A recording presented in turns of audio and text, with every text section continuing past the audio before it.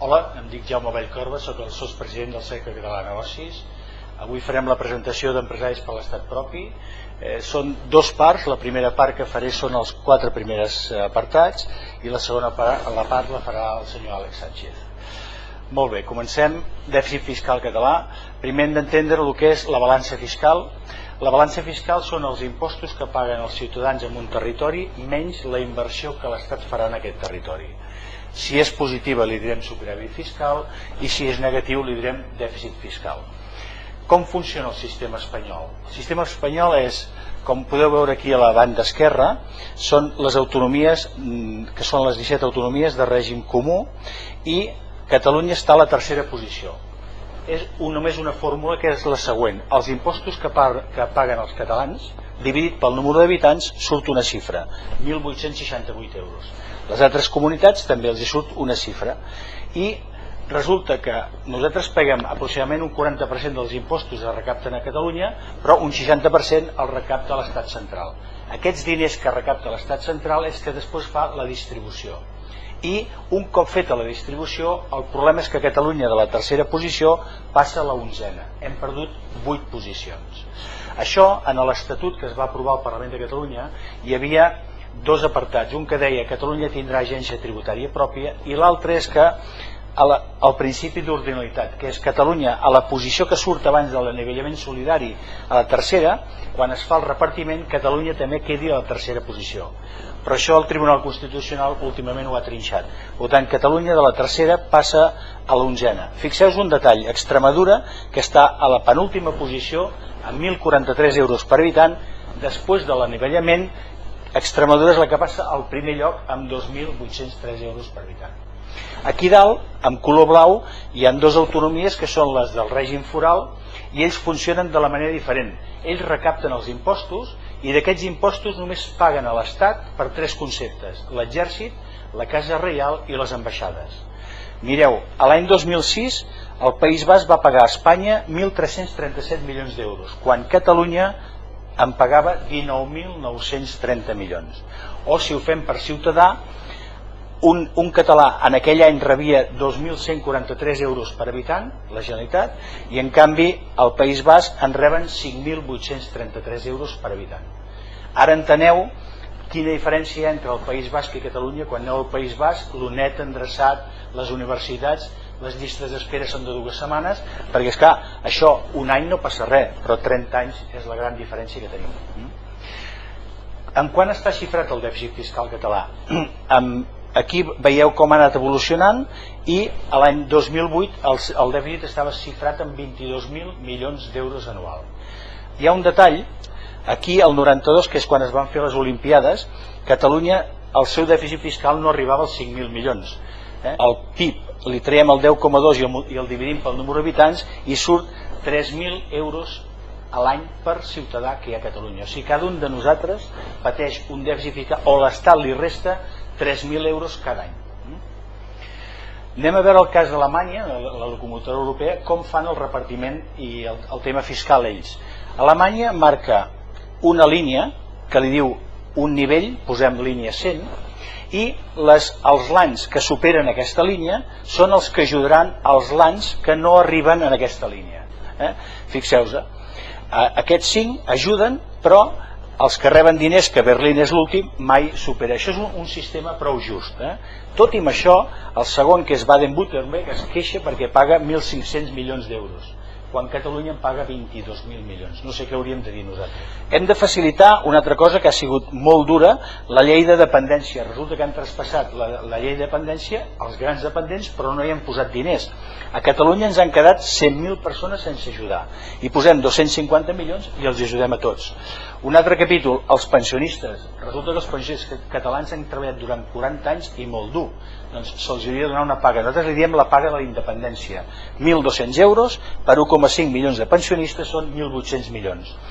Beques i ajuts als estudiants. Aquí agafaríem 200.000 estudiants i els donaríem una beca de 1.000 euros cada mes durant 11 mesos i costaria 2.000 milions d'euros.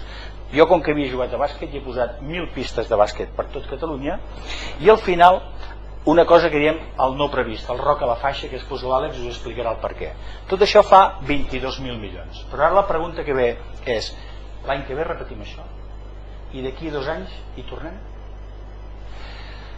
Si ara, per exemple, imagineu-vos que la Generalitat no fa res i amb aquests 22.000 milions que hem quedat, que són 3.000 euros per persona, doncs els donés a les famílies. Doncs una família estàndard catalana, que són 4 persones, 3 per 4 són 12.000 euros l'any. Cada mes la Generalitat ingressaria a aquesta família 1.000 euros.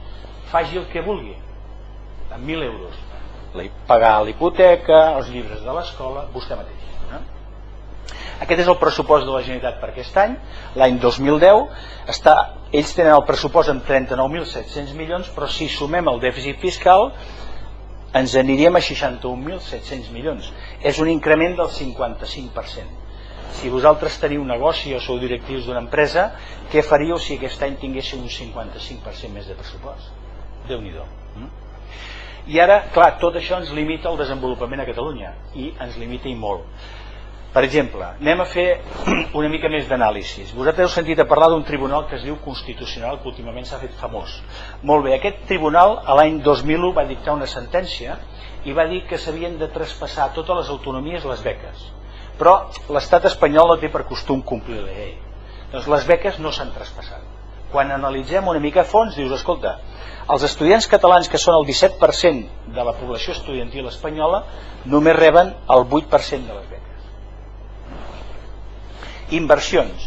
Vosaltres heu sentit sempre, a principi d'any, ve el ministre de Foment aquí a Catalunya i diu, este año vamos a invertir en Catalunya tantos miles de millones. Molt bé, però quan s'acaba l'any, de lo que vostè m'ha promès, a lo que s'ha fet, què ha passat?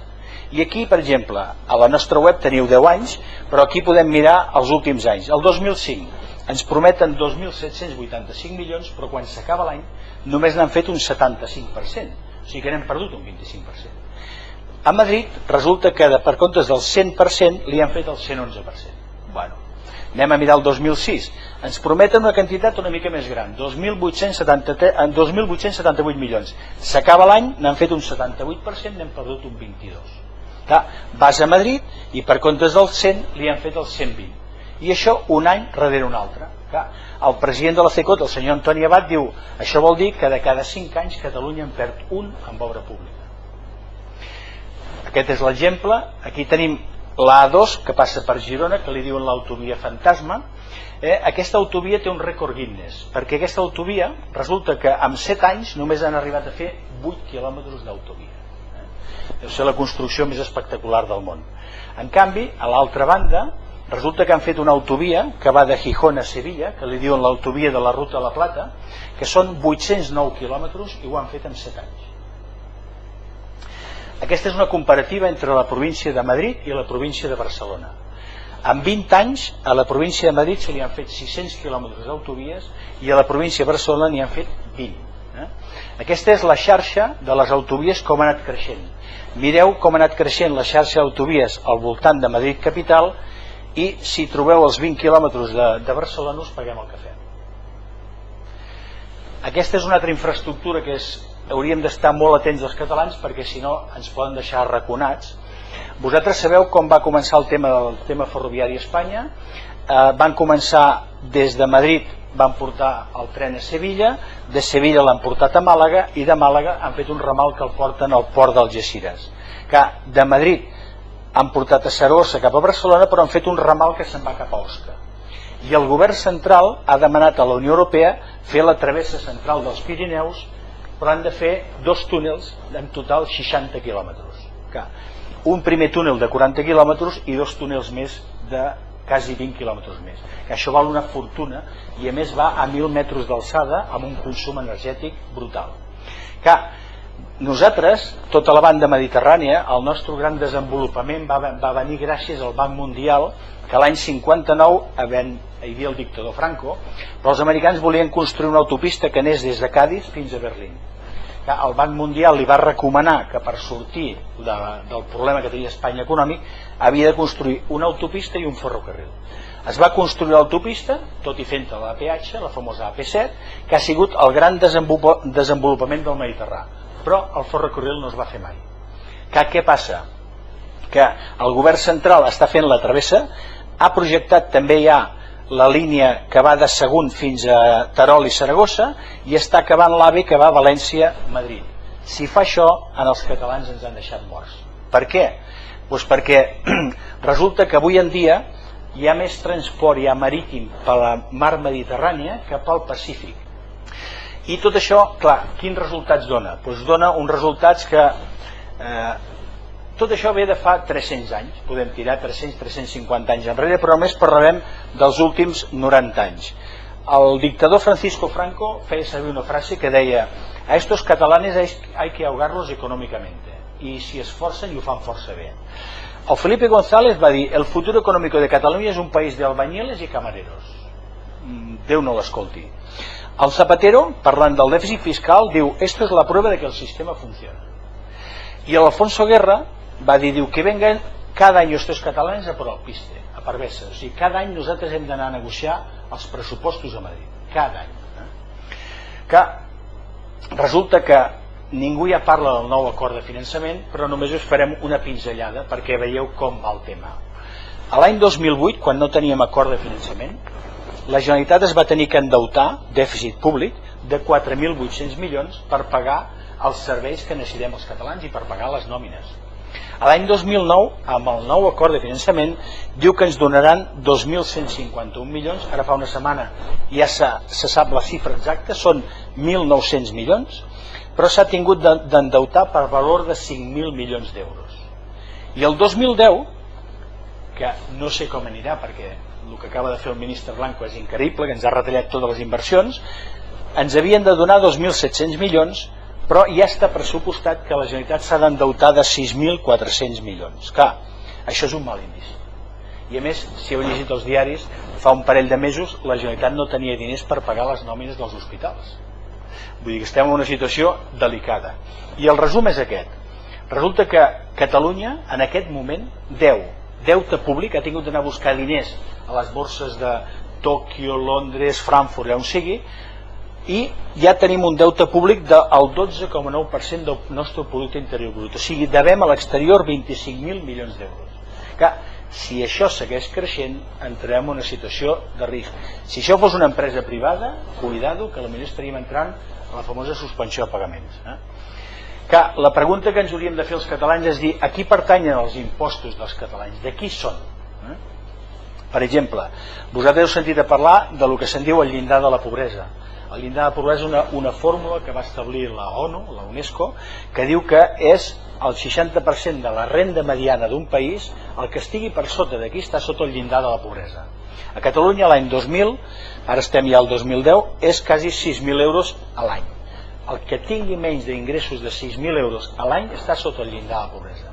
A Catalunya tenim quasi 1.200.000 persones, casualment els mateixos habitants que té Extremadura.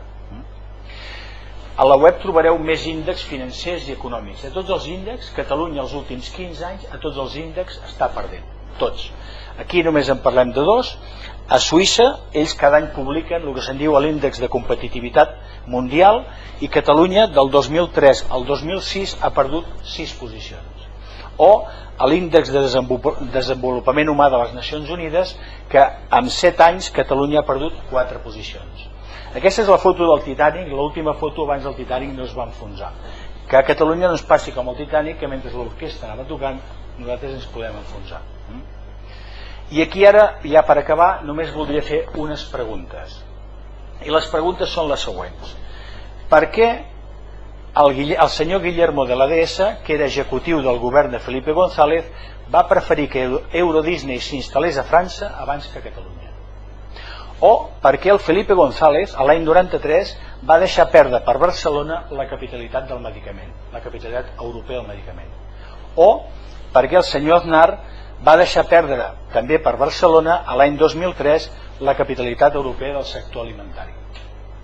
O per què el govern central es va negar a demanar ajuts a la Unió Europea per finançar la línia 9 del metro de Barcelona? O perquè el senyor Rodríguez Zapatero el 2006 no va defensar la nova fàbrica de la Nissan que havia de construir a Òdena al costat d'Igualada. La Nissan anava a invertir 400 milions i no sabem què ha passat, però no s'ha fet. Moltes gràcies per la seva atenció.